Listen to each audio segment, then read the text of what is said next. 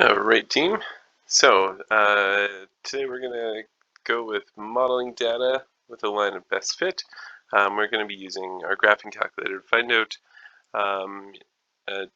irregular data, something like what you would get from a scatter plot, and use it to find a line, and then using that line to interpolate and extrapolate, the data to find pieces of information in between. So, first thing that we want to do, so that this question, 1 hour record is the farthest distance traveled by bicycle in 1 hour. The table below shows the world record distances and the dates they were accomplished. So notice how these dates are irregular, going up by 2 years, 1 year, going up by 3 years, 1 year, 1 year, 3 years. That's the obvious reason is that world records are broken every single year. You're only going to have a data point for when the world record is broken. So using a line, though, that we can get from the scatter plot, we can make guesses as to some in-betweens and even some further outs. So let's graph this data. So the first thing we want to do is make sure that our stat plot is turned on to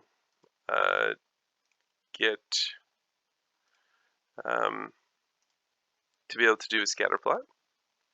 Don't forget that if you're doing a different kind of graph, make sure to turn that back off. And now we want to input that data that we have there. So we go to Stat and Edit, and you got these two lists, or up to 6 lists if you want to put your info in.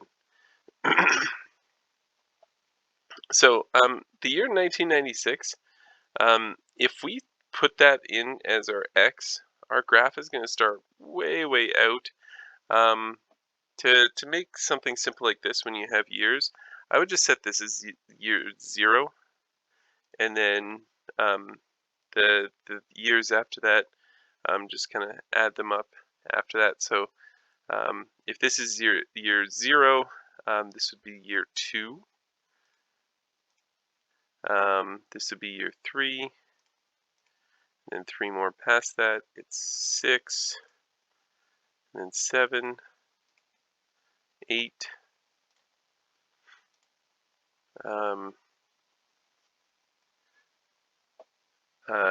11,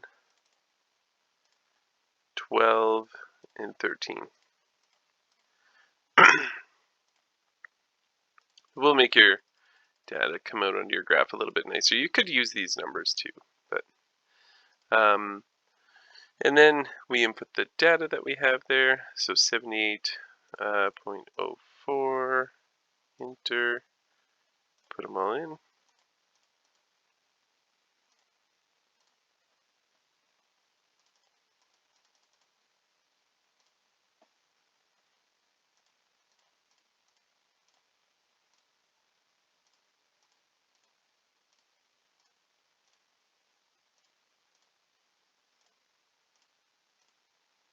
Oh, darn it. Sorry about that.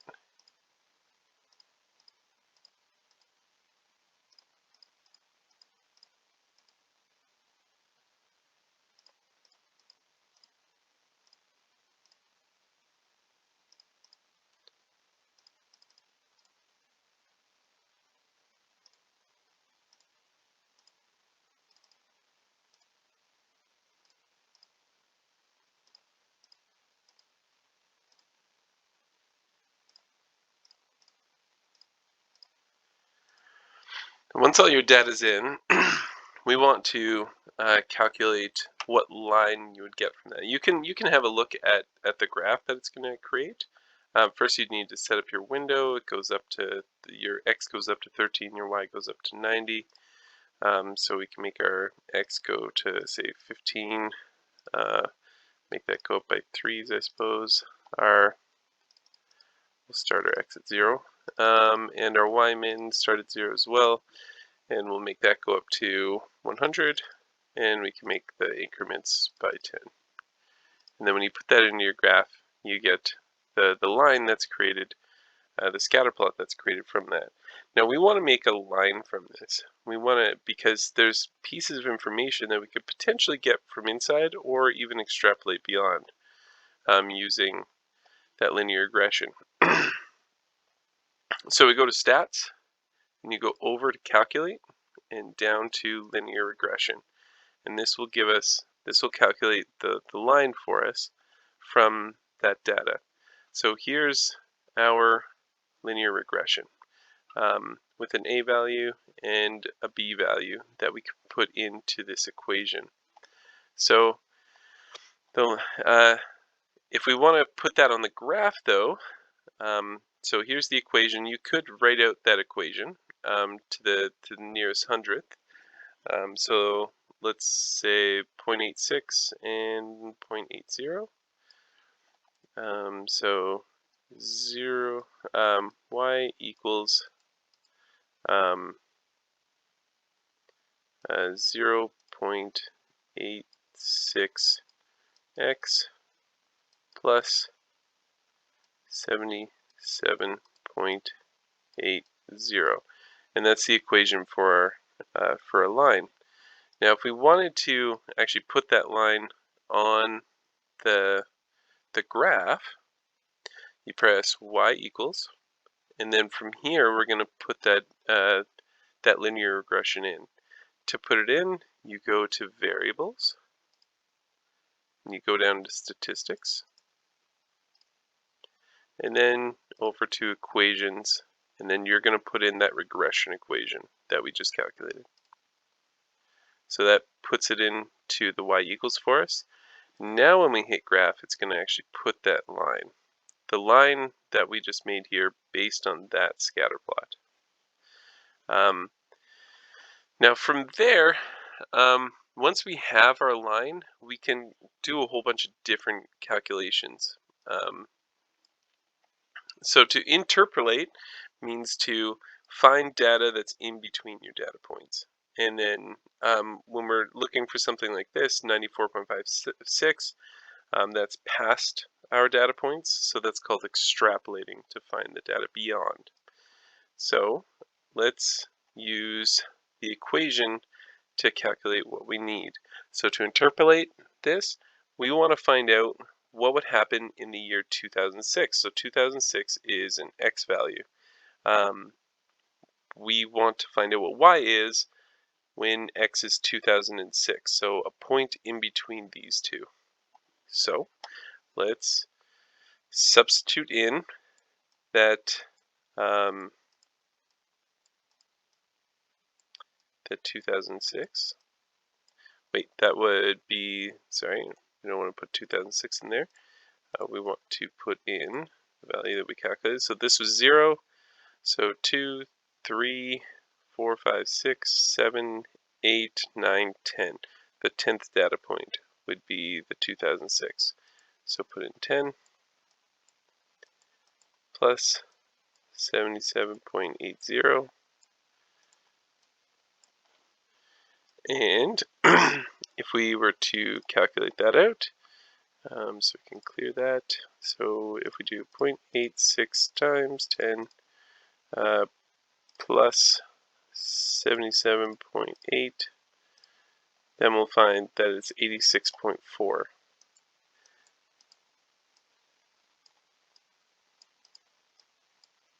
So if it was, if there's a 2006 world record, it would have been about 86.4. So a little bit less than the 2007 mark. And that's in kilometers. So now if you were expecting there to be a world record in the year 2000, what do you expect that to have been? So we'll do the same thing. We'll use, so the year 2000 would be, if this is 0, then 1, 2, 3, 4, our fourth term. So we put in our y equals 0.86 for that fourth data point, plus 77.80.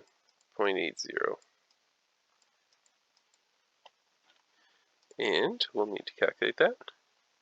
So it's again 0.86 times 4 this time. Try that again. Plus 77.8, and we get 81.24.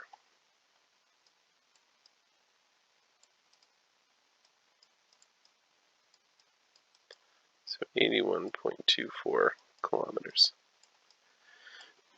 Now switching it around a little bit, what year would you expect the world record to be that? So we still have the same equation, but this time we're looking for an x value. We're given a y value.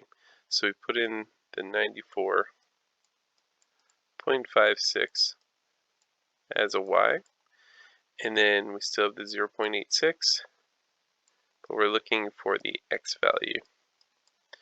And then plus 77.80.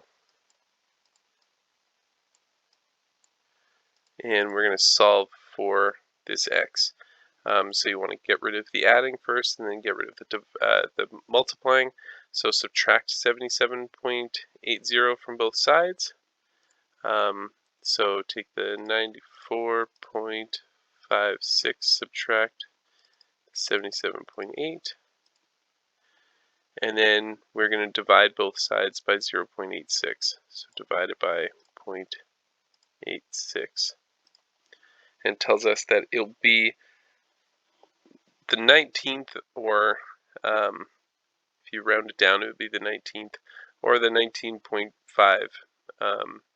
But since we're going by whole number years here, we'll round down to 19. So the 19th number from here, one less than 20, so 20 years from here would be 2016, and one less than that to get 19. So 2015. So our x is equal to 19, which equals 2015. A couple for you to try in the Principles of Mathematics book. Let's do another. So Matt buys t-shirts for a company that prints art on t-shirts and then resells them. When buying the t-shirts, the price Matt must pay is related to the size of the order. 5 of Matt's past orders are listed in the table below. So when we're putting in this data, remember we need to know which one is going to be our x and which one is going to be our y. The x value is the one that happens, and the y value is the one that changes because of that. So we need to think, does the number of t-shirts bought influence the price, or does the price influence the number of t-shirts bought? In this case, it says that when he's buying the t-shirts, the price he must pay is related to the size of the order. So in this case, the number of t-shirts he buys influences the price. So the t-shirts is your independent variable, and the cost is going to be your dependent variable. This depends on how many what the value of this is. So let's clear that out, and we are going to clear out our list. And so you go up to it and clear, hit enter, go up to it and clear, hit enter, and then you put in this data. So our x values is the number of t-shirts, and our y values is the cost. So put in that data. So 500, 700, 200, 460, 740, and put in your other list.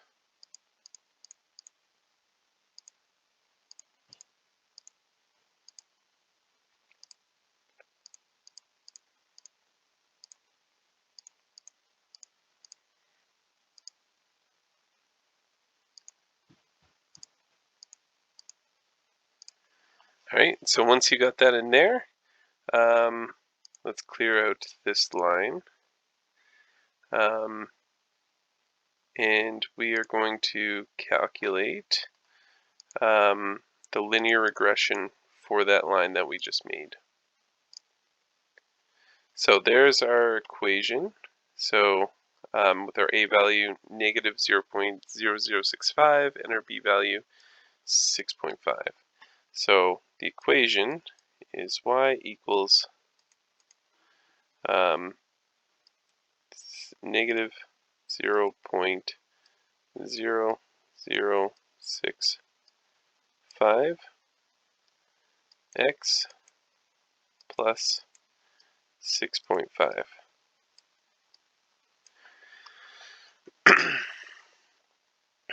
So to just kind of interpret what this is, the b value, the constant, remember that's where the y-intercept is. So that's the starting price. If you were buying 0 t-shirts, they would be $6.50. And then for every x, the price of the t-shirts is going to go down 65 cents. So as he continues, not 65 cents, sorry. It's going to go down 0.65 of 1 cent, or $0.0065. So from here we can find out other pieces of information, like if you wanted to find out what would be the cost if you had 800 t-shirts or 10 t-shirts, he could use this equation to find out what the price would be. So the y-intercept of the equation represents the starting price. So your y is the starting price.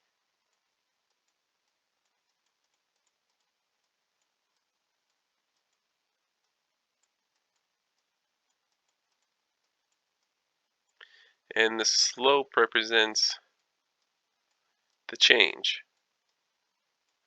So how the cost changes.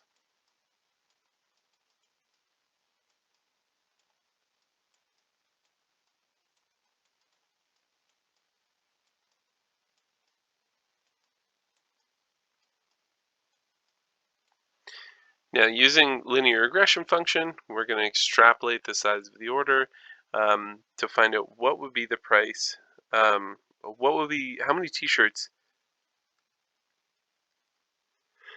would be required to get to that $1.50 t-shirt price point. So it's going to be a little bit higher than the $7.40 to get there. That's what we should expect our answer to turn out to be.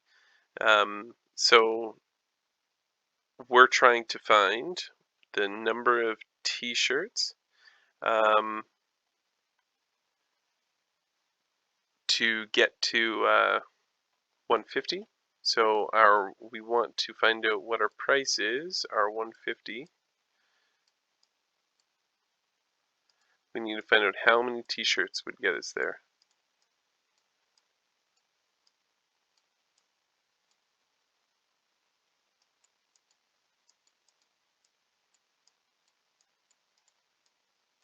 So subtract 6.5 from both sides, and you would get negative 5. And then you're going to divide both sides by the 0.0065 x. Divide both sides by the negative 0.0065. So do negative 5 divided by negative 0.0065. And you would have to buy 769 t-shirts. So you would have to reach 769, or do we have to round that up? We probably should in this case, because if you were to buy 769 t-shirts, that's not quite enough to actually reach that price point. So you would need to round up to the next whole t-shirt, because the 769th t-shirt would be just over $1.50. It's not quite enough. So that would be 770 t-shirts would reach the $1.50 point. All right.